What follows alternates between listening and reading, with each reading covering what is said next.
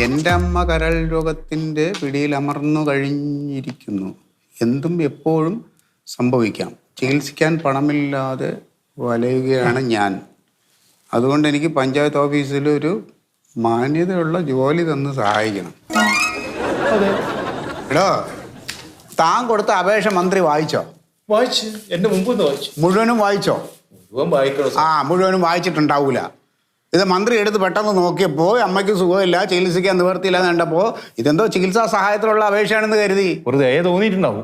ഒരു ജോലി എന്ന് പറയാൻ താൻ എന്നെ കളിച്ച കളിയാന്ന്. ഞാനൊക്കെ കുറെ കഷ്ടപ്പെട്ട് പഠിച്ചിട്ടാ ജോലി കിട്ടിയത്. മന്ത്രി ആയത് പഠിച്ചിട്ട് പരീക്ഷ ചെയ്തിട്ട് പാസ്സായിട്ടൊന്നല്ലോ. മന്ത്രി ആയില്ലേ, ശമ്പളം ഇല്ലേ? അതുപോലെ ഒരു പണിയല്ലേ സാറേ ചോദിച്ചു. ഒരു കാര്യം ചെയ്യും, മന്ത്രി ഒന്നുകൂടെ പോയി കണ്ടിട്ട് ആ മന്ത്രിയുടെ പണി തരുമെന്ന് ചോദിക്കും. കാണാൻ പറ്റുന്ന മന്ത്രിയല്ലോ. ആ, എന്നാ പിന്നെ ഇവിടുത്തെ പണി പ്രതീക്ഷിക്കണ്ട. ഞാനൊരു 5 കൊല്ലം കൂടെ കഴിഞ്ഞാലേ ഈ കസേരയിൽ നിന്ന് ഇറങ്ങും. അപ്പോഴും വന്നാൽ നിനക്ക് വേദിയിരിക്കാം. സാറിന് ഇപ്പൊ ഇവിടുന്ന് ഇറങ്ങിക്കൂടെ? നീ ഇപ്പൊ ഇവിടെ നിന്ന് ഇറങ്ങണം.